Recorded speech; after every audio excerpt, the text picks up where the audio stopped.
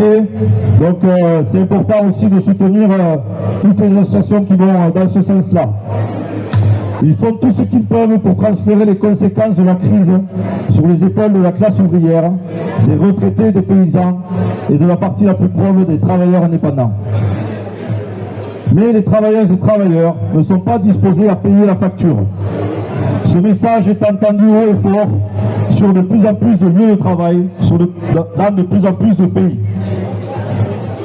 L'UT-CGT 82, comme beaucoup d'autres organisations syndicales et notamment au travers de la FSM, sont à l'avant-garde de ces luttes, exigeant la satisfaction des besoins des travailleurs et travailleuses à tous les niveaux, salaire, emploi, soins de santé, éducation, culture. Notre sécurité sociale est attaquée depuis des années par les gouvernements successifs aux bottes du patronat. Cette institution, conquise et gérée au départ par et pour les travailleurs et travailleuses, est pourtant garante de l'accès aux besoins fondamentaux de la population pour pouvoir vivre dignement et sans crainte de l'avenir. Nous renforçons notre opposition à la marchandisation et aux politiques anti-travailleurs. Notre classe, dont les femmes travailleuses en lutte, souffre d'une double exploitation. Agissons pour l'égalité des droits, quel que soit le genre de notre classe. Dans la même direction, nous poursuivons notre lutte en faveur des jeunes qui sont toujours les premières victimes de la crise capitaliste et des travailleurs et travailleuses venant d'autres pays pour fuir la misère et qui sont exploités comme main-d'œuvre bon marché. Exigeons des salaires dignes pour tous les travailleurs, quel que soit le secteur d'activité de la classe ouvrière, ainsi que des revenus qui est issu de la création des richesses pour tous les travailleurs privés d'emploi par le patronat, et des pensions décentes pour les travailleurs en retraite, les invalides, les travailleurs en situation de handicap. Ces luttes doivent être menées inébranlablement et sans relâche, malgré l'accentuation de la répression du gouvernement et de son autoritarisme, avec malheureusement la tolérance, voire la collaboration de dirigeants syndicaux, de syndicats dits partenaires sociaux, qui ont capitulé et qui accompagnent les ordres du capital. Le 1er mai, nous manifestons par millions dans le monde entier pour défendre la coopération et la solidarité entre les travailleurs et travailleuses de tout pays. Nous réitérons notre ferme solidarité internationaliste avec les peuples qui souffrent. Nous exigeons la fin du génocide en Palestine, l'élimination de toutes les guerres impérialistes, le désengagement et le démantèlement de l'OTAN et de toutes les coalitions militaires, ainsi que l'abolition des armes nucléaires. Nous intensifions notre lutte pour garantir l'autodétermination des peuples indépendants, des puissances impérialistes, pour vivre en paix dès aujourd'hui dans l'avenir. Nous luttons pour mettre un terme aux guerres économiques et aux sanctions qui servent à promouvoir les intérêts impérialistes étrangers dans des pays souverains et indépendants. Nous exigeons la fin immédiate des embargos criminels contre Cuba. Nous exigeons avec tous les travailleurs et travailleuses du monde menacés par la guerre commerciale la mise en place de coopération internationale entre les pays basée sur les droits sociaux et environnementaux. Nos armes les plus puissantes sont l'internationalisme et la solidarité. Aucune travailleuse ou travailleur ne doit se sentir seul. Toute division des travailleurs ne sert que le capital. Nos vies, oui, mais pas leur profit.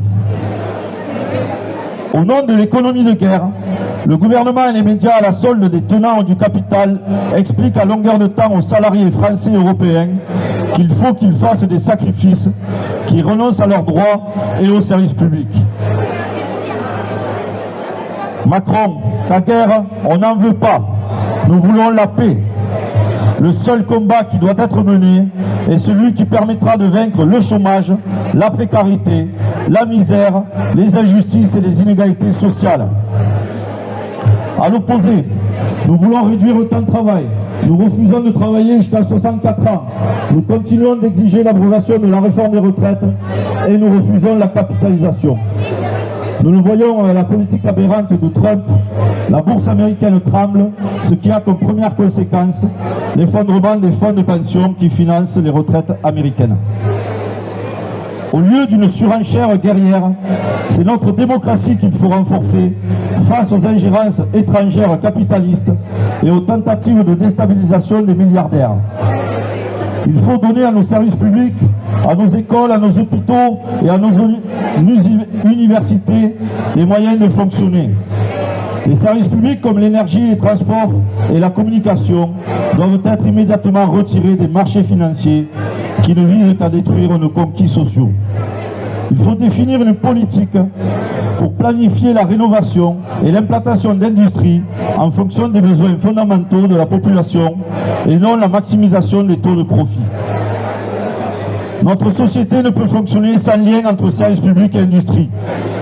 Pourtant, les plans de licenciement sont légion et les pertes d'emplois qui en découlent mettent en totale précarité une grande partie de notre classe. Tout cela pour augmenter les dividendes des actionnaires qui battent chaque année des records. Les extrêmes droites surfent sur ces discours démagogiques et sur les difficultés à finir la fin de mois. Par ces discours, en plus de ne plus finir le mois, nous ne pourrons plus finir notre vie. Aux États-Unis, en Argentine, en Turquie, en Serbie, en Israël, en Belgique ou encore en Grèce, partout dans le monde, les travailleurs et travailleuses, ainsi que les étudiants et étudiantes, se mobilisent pour défendre la démocratie et exiger la justice sociale. Les périls sont immenses, mais notre force l'est encore plus. Rien n'est écrit d'avance.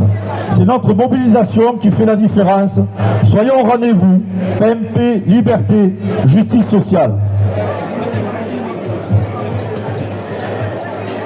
La CGT du Tarn-et-Garonne, à l'occasion de cette journée internationale des travailleurs et travailleuses, transmet ses salutations chaleureuses et internationalistes, militantes et de classe à tous les travailleurs en lutte et à tous les syndicats militants qui mènent inlassablement et avec détermination la lutte quotidienne pour la dignité, pour la satisfaction des besoins de la classe ouvrière et des couches populaires.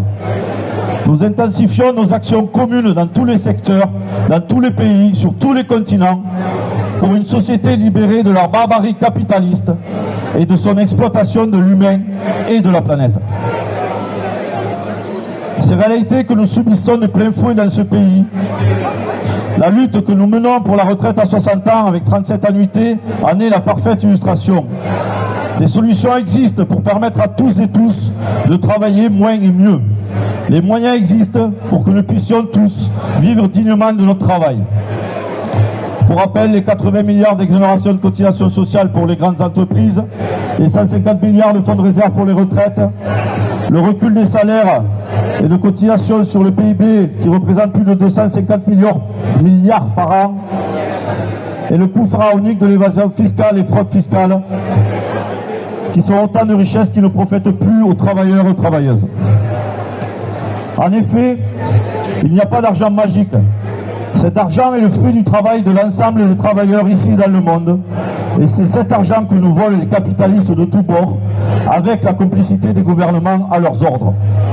Ce vol, cette spoliation est organisée et mise en œuvre par le patronat et le gouvernement libéraux et d'extrême droite. Leur richesse dépend de notre précarité.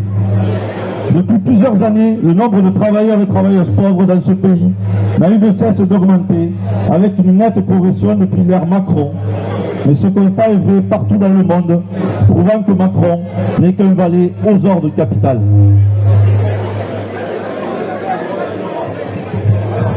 Macron, le faux Mozart de la finance et véritable monsieur 1000 milliards de dettes, poursuit avec ses amis et complices de tous bords jusqu'à l'extrême droite la même politique en faveur du seul grand patronat.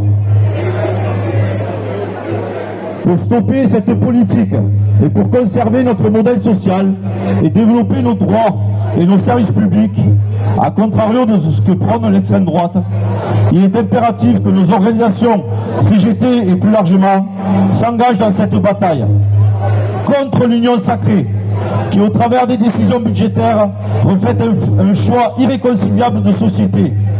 Qui prioriser, nos vies ou les profits capitalistes? Notre syndicalisme CGT unitaire et révolutionnaire, porte une perspective de transformation sociale et radicale qui s'articule avec une action quotidienne de défense des intérêts des travailleurs et travailleuses. La nécessité du moment exige une grande lucidité.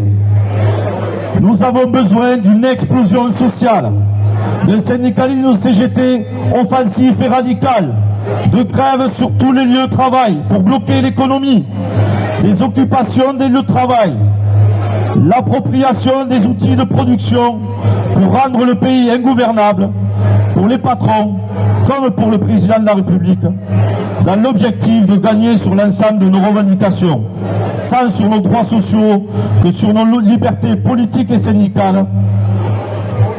Oui. Ce que nous voulons, c'est un renversement complet de l'ordre social, c'est-à-dire la prise en main du destin du pays par celles et ceux qui le font vivre, les travailleurs et travailleuses. Cette conquête politique du pouvoir, avec la nationalisation des outils de production sous la direction et le contrôle ouvrier des entreprises et services, est la seule manière pérenne et efficace pour imposer la réponse aux besoins de la population, sortir du capitalisme prédateur et ouvrir un nouveau chemin pour les peuples. Oui, il faut protéger la France ouvrière et tous les travailleurs et travailleuses. Ces derniers sont en état de légitime défense devant la guerre que lui mène le patronat français et toutes les multinationales.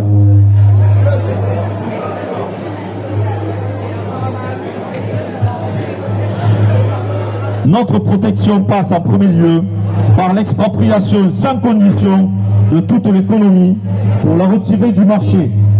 La rupture avec le capitalisme et l'exploitation de l'homme par l'homme est la réponse directe aux besoins de la population.